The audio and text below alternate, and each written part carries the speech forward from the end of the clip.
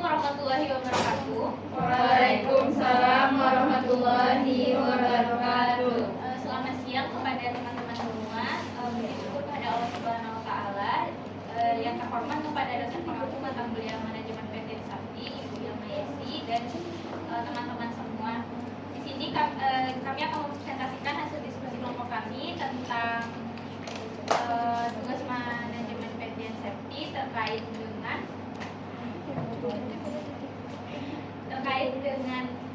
komunikasi efektif, obat-obatan Eiler, dan juga efek samping dari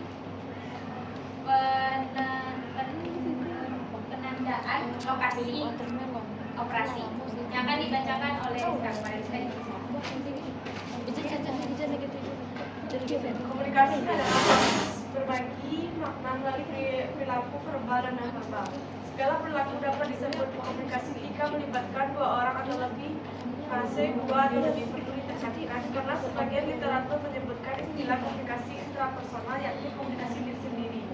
Obat-obat yang perlu diwaspadai yaitu dan cairan netralis konsentrat memiliki komplikasi lebih tinggi dalam menyebabkan komunikasi efek samping atau bahaya. Pengertian komunikasi efektif yaitu komunikasi efektif adalah komunikasi yang mampu untuk menghasilkan perubahan sikap pada orang terlihat dalam komunikasi. Tujuan komunikasi efektif adalah memberi kemudahan dalam memahami pesan yang disampaikan antara pemberi dan penerima sehingga bahasa lebih jelas, lengkap, pengiriman dan umpan balik seimbang dan melatih menggunakan bahasa non-verbal secara baik. Proses komunikasi efektif yang pertama yaitu pengiriman pesan atau sender dan isi pesan atau materi pengirim pesan. Yang kedua itu simbol atau isyarat Yang ketiga yaitu media atau penghubung. Yang keempat yaitu mengartikan kode atau isyarat setelah pesan diterima melalui indera. Yang kelima itu menerima pesan atau menerima pesan. Yang keenam balikan atau feedback. Yang ketujuh gangguan. Tahapan proses komunikasi yang pertama yaitu penginterpretasian. Itu hal yang diinterpretasikan dalam suatu komunikasi terjadi dalam diri komunikator.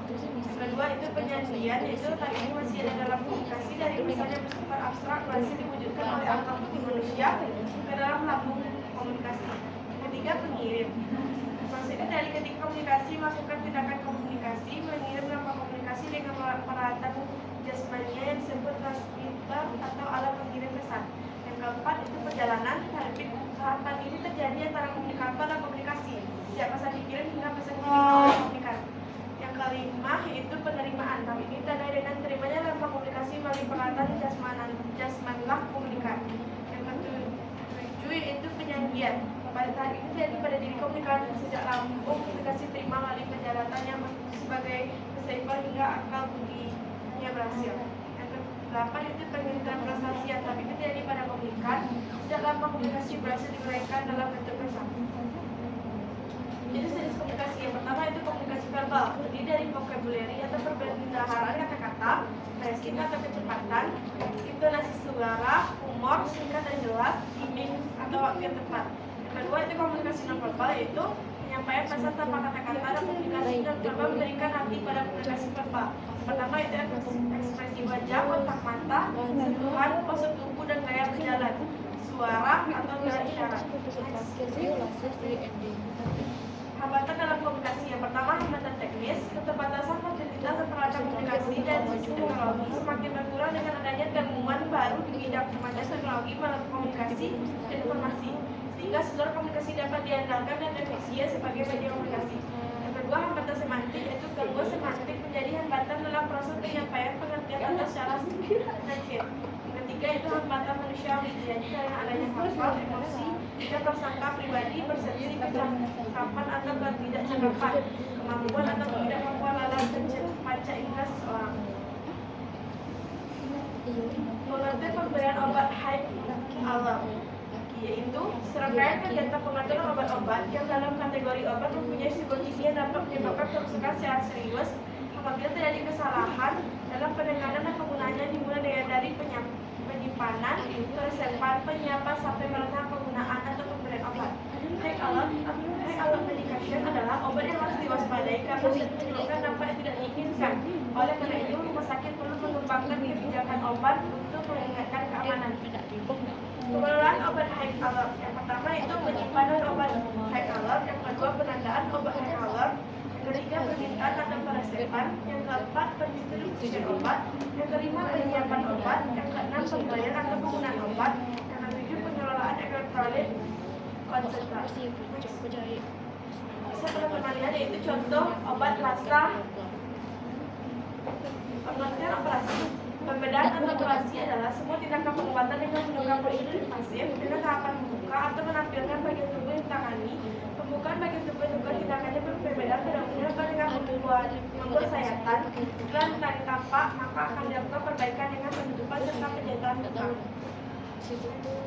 Pemberian tanda lokasi operasi. Yang pertama itu jenis operasi atau prosedur. Yang kedua, status kesehatan pasien. Yang ketiga, ketersediaan fasilitas peralatan. Yang keempat itu tim medis yang dibutuhkan. Yang kelima, risiko infeksi. Yang keenam, protokol darurat. Yang ketujuh, aturan dalam penentuan lokasi operasi. Yang pertama, kapan dilakukan penandaan lokasi operasi tersebut. Pengecekan indikasi di ruang rawat inap. Yang kedua, sebelum meninggalkan ruang perawatan menuju ke kamar bedah, yaitu pengecekan indikasi di ruang rawat inap. Yang ketiga, sebelum melakukan tindakan pembiusan itu di dalam kamar pembiusan. Yang keempat, sebelum menjalankan pembedahan atau di kamar bedah. Kesimpulannya, komunikasi efektif dalam komunikasi mampu untuk menghasilkan perubahan sikap pada orang yang terlihat dalam komunikasi. Obat-obat yang perlu diwaspadai dan cairan kontrol konsentrat memiliki komplikasi lebih tinggi dalam menyebabkan komplikasi atau efek samping dan bahaya. Pembedahan atau operasi adalah semua tindakan pengobatan dengan menggunakan prosedur invasif dengan tahapan membuka atau menampilkan bagian tubuh yang ditangani. Next, saya kembalikan kepada Baiklah, kami akan membuka sesi tanya jawab kepada teman-teman yang ingin bertanya kepada Nisa. Yang digunakan iya.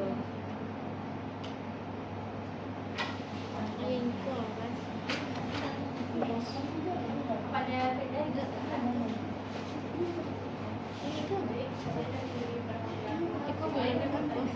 Big bagaimana komunikasi efektif dapat membantu mencegah kesalahpahaman dalam pemberian distribusi perawatan di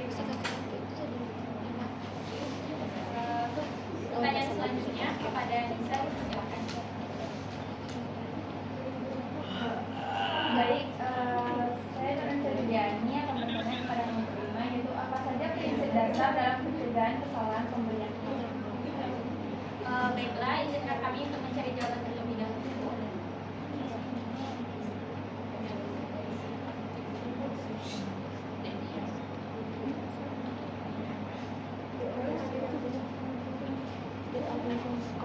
Baiklah, untuk pertanyaan dari kita akan dijawab oleh Tasya. Saya akan menjawab pertanyaan dari Sumitra, yaitu bagaimana komunikasi efektif dapat membantu mencegah kesalahpahaman dalam pemberian perawatan. Komunikasi efektif sangat penting dalam mencegah kesalahpahaman saat memberikan instruksi perawatan di rumah sakit, yaitu seperti menghindari ambiguitas, yaitu langsung dapat bahasa yang langsung dapat memastikan bahwa setiap instruksi dipahami dengan benar. Lalu ada memastikan pemahaman dengan komunikasi efektif. Penyampaian instruksi, misalnya dokter atau konsultan, dapat mengklarifikasi pemahaman sifat medis lainnya, seperti perawat atau tenaga medis lainnya. Lalu ada mengurangi kesalahan dalam catatan medis, yaitu catatan yang baik dan terstruktur, baik secara lisan maupun tertulis, memastikan bahwa instruksi perawatan tercatat dengan jelas. Kesalahan dalam komunikasi dapat diminimalisir jika semua pihak berkomunikasi dengan akurat dan lengkap. Lalu ada meningkatkan komunikasi tim, yaitu di mana lingkungan rumah sakit perawatan pasien sering melibatkan banyak anggota tim medis. Dengan komunikasi efektif, koordinasi antar anggota tim akan lebih lancar. Masing-masing memahami realitas dan memberikan perawatan yang tepat dan sekali pemberian kesalahpahaman.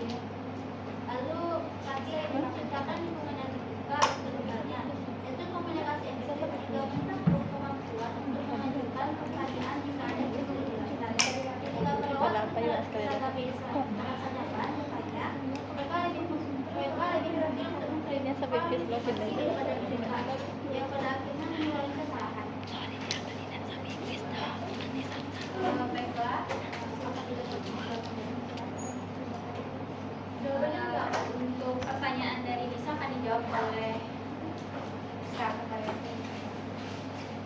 Baiklah, saya akan menjawab pertanyaan dari kita. Apa saja prinsip dasar dalam pencegahan kesalahan pemberian hak? Beberapa prinsip tersebut itu: pertama, identifikasi yang tepat, itu pastikan nama pasien, obat, dosis, waktu, dan rute pemberian. Kedua, double checking atau obat-obatan yang harus memiliki melalui proses pengecekan ganda oleh dua tenaga kesehatan untuk mengurangi risiko kesalahan. Yang ketiga, itu pelabelan yang jelas. Setiap hal harus diberi label dengan jelas untuk menghindari kekeliruan.